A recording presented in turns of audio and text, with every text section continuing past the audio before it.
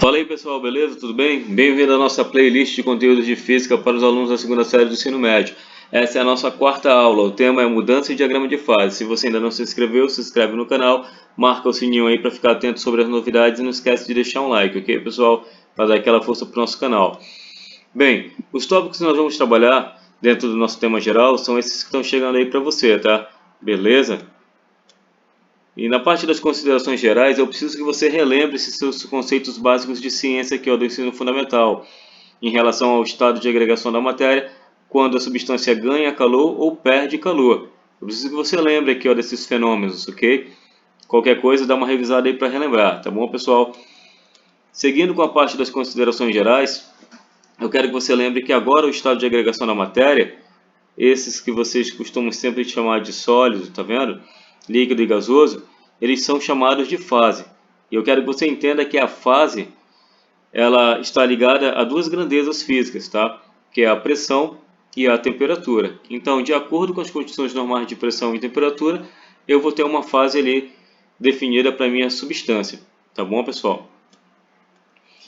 Ok, quando um corpo ganha calor, quando uma substância ganha calor, eu quero que você entenda que esse ganho de energia nós vamos chamar de processo endotérmico, como você está vendo aqui, tá?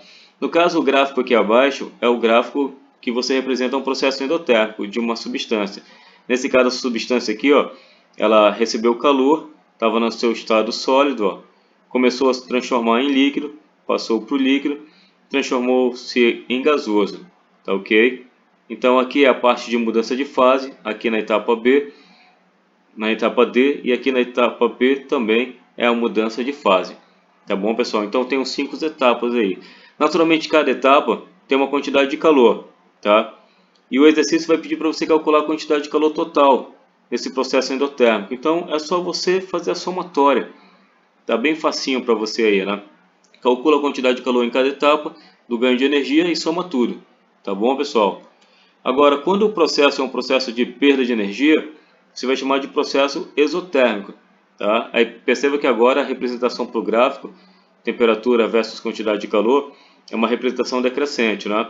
Você tem aqui o estado gasoso, tá vendo? Ó? Ele vai condensando, vira líquido, vai resfriando, vai solidificando e depois o estado sólido. Para cada etapa dessa, tem uma quantidade de calor perdida, tá ok? Como você pode ver aqui. Você soma tudo isso e você vai ter a quantidade de calor perdida por essa substância. Tá ok, pessoal? Beleza? É claro que no processo exotérmico você vai encontrar um valor negativo, diferentemente do endotérmico, que o valor seria positivo. Tá bom? Beleza? A verdade é o seguinte, não importa se você está trabalhando um processo endotérmico ou um processo exotérmico. Você tem que lembrar que para cada etapa envolvida, você tem um calor atuando, tá bom? Eu já falei com você nos outros vídeos anteriormente, por exemplo, aqui na etapa a temperatura está variando de menos 20 até zero. Variação de temperatura lembra calor que? Calor sensível. Calor sensível, a fórmula é o quimacete, tá? Mas se você olhar aqui na etapa B, o que está ocorrendo é a mudança de fase. Ó. Fica fácil perceber porque ele recebe calor, mas a temperatura não muda, continua a zero.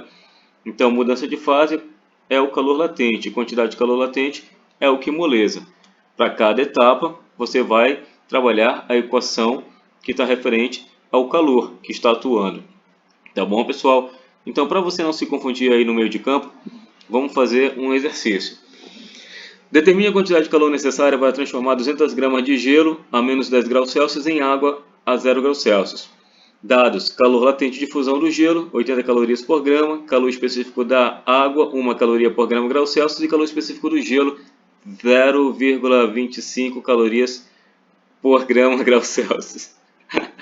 Tem muita informação aí? Não se preocupa não, separa os dados, tá? E olha só, eu prefiro dizer para você que, como está no início, é melhor você fazer uma representação gráfica, tá bom? Ok? Traça lá a parte do eixo da temperatura, o eixo da quantidade de calor. As unidades estão conforme o gráfico, tá bom? Lembra que ele está começando ali em menos 10 graus Celsius e vai para 0 graus Celsius. Então escreve também, tá bom? Veja, o gelo, quando ele começar a receber calor, ele vai sair de menos 10 e vai atingir o seu ponto de fusão, que é em 0 graus. Só que se você parar aí, você ainda não tem o que você quer, porque você apenas saiu de -10 e foi para 0 graus, ou seja, você continua com gelo. E o exercício pede que você tenha água a 0 graus Celsius. Então você continua fornecendo uma quantidade de calor, e aí sim, agora você já transformou o gelo em água, e a água continua em 0 graus Celsius. Então, nesse tipo de exercício que é um processo endotérmico, eu tenho apenas quantas etapas? Eu tenho apenas 2 etapas, tá bom? Então, na hora que você for substituir os dados na fórmula, você vai apenas ter Q1 e Q2, que estão relacionados a essas etapas que você está vendo aqui, ó. Pessoal, novamente, eu vou falar para você. Eu sei que nós estamos sendo um pouquinho repetitivos, mas não importa. Aqui é variação de temperatura e aqui é mudança de fase. Então, na hora que for reescrever ali, ó, não esquece, tá? O primeiro vai ficar exatamente o que macete e o outro que moleza, porque tem a ver exatamente com a variação e a mudança aqui, ó. Tá ok? Variação de temperatura e a mudança de fase. Entra com os dados, substitui os dados, como você pode ver está tudo muito simples, tá ok? No lugar daqui do M é a massa que foi dada para você, a massa do gelo, ok? O calor específico do gelo, a variação de temperatura e o calor latente, tá? Multiplicou esses dois aqui, ó, você vai ter esse resultado, tá bom? E aqui você tem 2 menos, não se confunda que a variação de temperatura é a temperatura final menos a inicial. Esse menos aqui, ó, é da fórmula, tá ok? Do ΔT. 0 menos menos 10 vai ficar 10. Se você pegar agora 200, multiplicar por meio, multiplicar por 10, você vai ter 1000. Somado com 16.000, você tem o resultado que você estava procurando, tá bom? A quantidade de calor total para você transformar essa quantidade de gelo que está a menos 10 graus Celsius em água a 0 graus Celsius é 17.000 calorias, tá bom, pessoal? Superfusão. Olha, a superfusão, você com certeza aí você já viu na prática. Quando você de repente vai abrir lá o seu freezer, vai pegar um líquido que está no recipiente, quando você toca no recipiente, automaticamente esse líquido se congela, tá? Isso é o efeito da superfusão. Vamos fazer uma comparação, tá bom?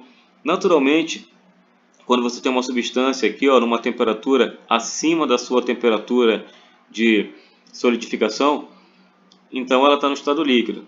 Ela passa por um processo exotérmico e aí ela vai resfriando, resfriando, resfriando, e quando atinge esse ponto de solidificação, naturalmente continua o processo exotérmico, ou seja, ela continua perdendo energia e ela vai se transformando aqui, ó, em sólido, tá ok? Continua perdendo energia e atinge o estado sólido, como você vê. É um processo normal, tá ok? Mas exatamente na superfusão ocorre da seguinte forma: você tem a substância no estado líquido e aí ela começa o seu processo de perda de calor, que é o exotérmico. Mas quando ela atinge o ponto de solidificação, que é o mesmo da fusão aqui, como você está vendo, ela não entra no seu estado de solidificação. Ela continua no estado líquido, ok? Continua no estado líquido. E aí você vai lá, abre o freezer, toca no recipiente, promove uma agitação, a temperatura varia assim um pouquinho para mais, ó, e aí volta para o ponto de fusão, que é o mesmo de solidificação. Aí o que acontece agora com o líquido? Ele começa a se solidificar e atinge a fase sólida. Ok, pessoal? É essa a diferença que você tem aí quando a substância entra no estado sólido de maneira natural ou quando ela entra no estado sólido através da superfusão. Facinho para entender, né, pessoal? Ok? Vamos lá então agora para a parte da análise do diagrama de fases, tá bom? Bem, aqui no diagrama de fases você tem exatamente esses dois gráficos. O primeiro gráfico está representando para você as substâncias que dilatam durante a fusão, tá bom? E o segundo gráfico está representando as substâncias que se contraem durante a fusão. O exemplo que nós temos aqui é o dióxido de carbono e aqui você tem a água, ok? Vamos fazer a análise. Eu quero que você aprenda a fazer a análise do gráfico. Isso que é importante para os exercícios.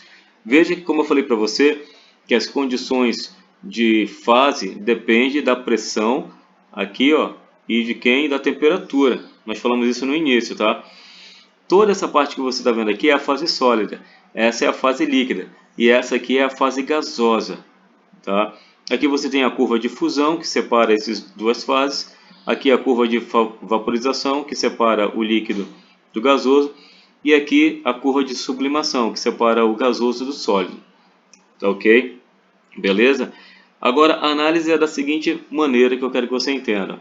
O exercício pode chegar para você e falar que bem aqui nesse ponto, ó, no ponto A, existe uma substância. Tá ok? Quero que você entenda assim. Ele fala, no ponto A existe uma substância. E qual é a pressão? A pressão é essa. Vamos supor, 73 atm. E a temperatura está ligada aqui embaixo. Tá? É um valor bem aqui, ó. Ok? Aí ele pergunta para você o seguinte. Aumentando a temperatura dessa substância e mantendo a pressão constante, é um exemplo, tá? Por exemplo, tá aqui, ó. Eu vou aumentar a temperatura. Vou sair desse marco que você tem bem aqui, ó. Vou aumentar a temperatura até esse valor aqui, ó. Tá ok? Tá bom? Esse vai ser o novo valor da temperatura. Mas eu vou manter a pressão constante, ou seja, ele vai sair daqui do ponto A em direção aqui, ó, mais ou menos aqui. Bem aqui, ó. Tá fazendo um pouquinho maior para você, que tá ligando com a temperatura aqui embaixo. Tá ok? Então, beleza, ó. Aumentei a temperatura, mas mantive a pressão constante.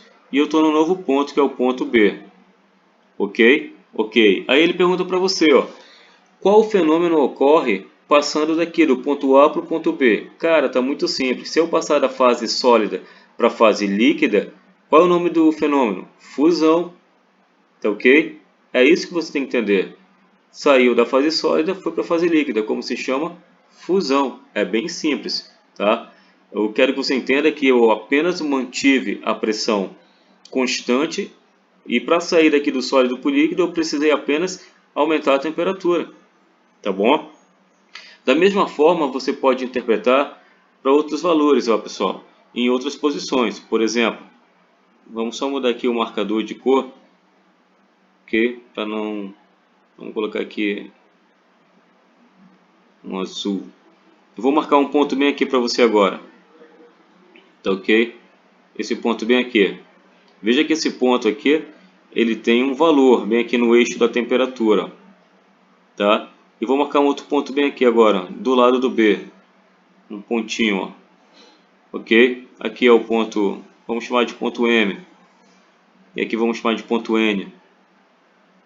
E agora qual é a ideia? Eu vou manter a temperatura constante, tá? Mas vou variar quem? Vou variar a pressão, tá bom? Vou variar a pressão. Veja que esse ponto M ele tem um valor de pressão bem aqui. Vou pegar esse cara e aumentar a pressão. Para quanto? Para 73 atm. Ok? Mas vou manter a temperatura constante. Então, eu desloco a substância do ponto M em direção ao ponto N. Para cá, como você está vendo. Ou seja, o que acontece com a substância partindo do ponto M, mantendo a temperatura constante e variando a pressão para mais até chegar ao ponto N. Como se chama esse fenômeno? Cara, saiu do estado gasoso e foi para o estado líquido. Então é a volta, né? Então o que aconteceu agora aqui? Aconteceu o que nós chamamos de condensação. Ele saiu do estado gasoso e foi para o estado líquido. Agora a substância se encontra na fase líquida. Esse tipo de análise é importante, pessoal, tá? Veja, se eu marco um ponto no meio da curva, assim, ó, quer dizer, no meio das duas fases, melhor dizendo, e pergunto para você, qual é a fase dessa substância? Em que fase ela se encontra? Bem, se eu marquei bem aqui na curva de sublimação, que separa o sólido do gasoso, então aqui nesse ponto, que eu vou chamar de ponto P, a substância se encontra nas duas fases ao mesmo tempo, ou seja, na fase sólida e na fase gasosa, tá bom?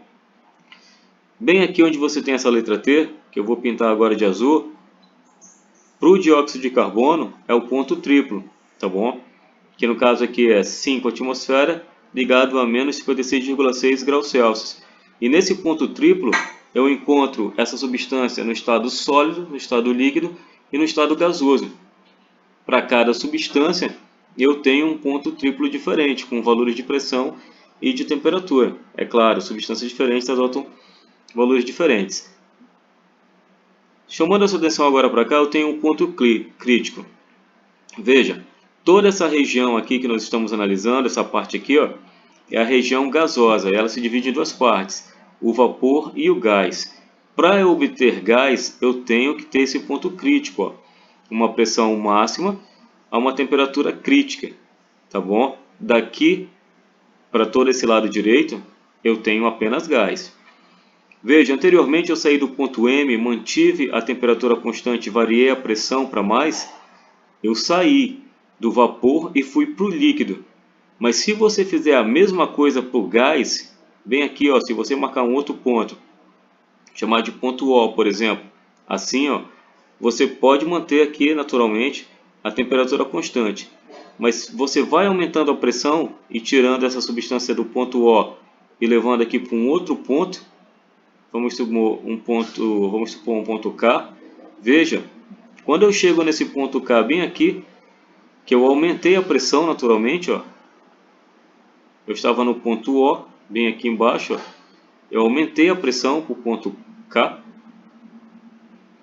Mesmo acontecendo isso, esse gás não vai condensar e virar líquido, tá bom?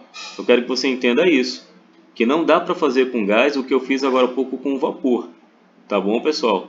Fica claro isso para você, beleza? Vamos dar uma analisada aqui agora nesse gráfico ao lado, para a água. Eu quero chamar sua atenção na curva, ó.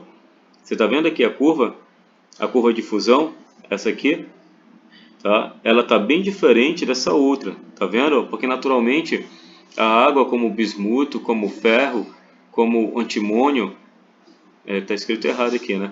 Como antimônio, são substâncias que se contraem na fusão, tá bom, pessoal? E aí por isso que você tem essa curva aqui representada dessa forma diferente em relação aos outros. A água nós já sabemos disso, tá?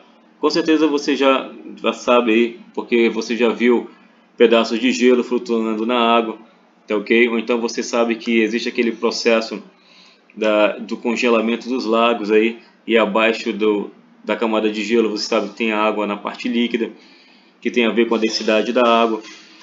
Essas coisas acontecem porque a água tem um comportamento irregular, tá? A água, durante o processo de fusão, aí você tem um aquecimento na sequência de 0 até 4 graus Celsius, o volume de água ele diminui, como você está vendo aqui no gráfico, ó. Tá ok? O volume da água ele diminui quando você está aquecendo a água aqui de 0 até graus Celsius. Consequentemente, se está variando o volume, vai variar também o que? A densidade da água. Ok, pessoal? Espero que você entenda, tá? Fique claro para você que a água ela tem esse comportamento irregular. De 0 até exatamente 4 graus Celsius, em vez da água se dilatar, ela vai se contrair. Ok? Beleza? E aí lembra, variou o volume, está variando aqui a densidade. Ok, pessoal, vamos adiante. Vamos para o exercício aí. Entre 6 e 23 de fevereiro aconteceram os Jogos Olímpicos de Inverno de 2014. Dentre as diversas modalidades esportivas, o curling é um jogo disputado entre duas equipes sobre uma pista de gelo. Seu objetivo consiste em fazer com que uma pedra de granito em forma de disco fique o mais próximo de um alvo circular. Vassouras são utilizadas pelas equipes para varrer a superfície do gelo na frente da pedra, de modo a influenciar tanto sua direção como sua velocidade. A intensidade de fricção e a pressão aplicada pelos atletas durante o processo de varredura podem fazer com que a velocidade da pedra mude em até 20% devido à formação de uma película de água líquida entre a pedra e a pista. Aí você para agora para respirar, né? Muita informação. Com base nas informações constantes no texto e no gráfico, a seta que representa corretamente a transformação promovida pela varredura é a de número... Eita, então vamos lá, né, pessoal? Tá simples, tá? Não se desespera, não. Sabe qual é esse jogo? Sabe qual é? Beleza? As pessoas pegam e tem aquela pastilha e elas vão empurrando a vassoura na frente da pastilha, tipo que parece que estão limpando o gelo, né? E aí a pastilha vem deslizando. Perfeito? Só que olha só, fica ligado, para isso você tem aqui ao lado o diagrama de fases, você vai precisar lembrar daquela sua revisão que eu falei, ok? E vamos entender uma coisa, ó. Quando a pessoa segura a vassoura e aplica uma força, a vassoura aplica uma força sobre o gelo. Força aplicada sobre a área é a pressão. Então o que ela está fazendo? Está fazendo pressão sobre o gelo. Quando a pessoa faz pressão sobre o gelo, de acordo com o enunciado aqui, ó, você viu, ela vai formar água, ok? Está fazendo com que? Está fazendo com que o gelo se transforme em água, ou seja, saia do estado sólido e vá para o estado líquido, tá bom, pessoal? Então, para a gente ficou fácil agora, né? Porque toda vez que eu estou no estado sólido e vou para o estado líquido, nesse caso eu exerci uma pressão, eu transferi energia, né? Então, eu tenho o que aqui, ó? Um processo de fusão, tá bom? É quando envolve exatamente isso que eu estou falando para você, a mudança do estado sólido para o estado líquido. E para a gente, quem está representando essa mudança no gráfico é essa setinha aqui, ó, número 1, porque ela está indicando, ó, de sólido para líquido. De sólido para líquido é fusão, ok? Então, para a gente fusão, eu vou marcar a seta que está relacionado com o número 1, beleza? Só tinha muito texto para ler, mas é facinho, né? Ok, pessoal? Beleza? Conclui aí mais um resultado positivo. Bem, pessoal, chegamos ao fim. Ok? Você está de parabéns. Cada vez você está mais próximo aí do seu objetivo. Continue assim e até a nossa próxima aula.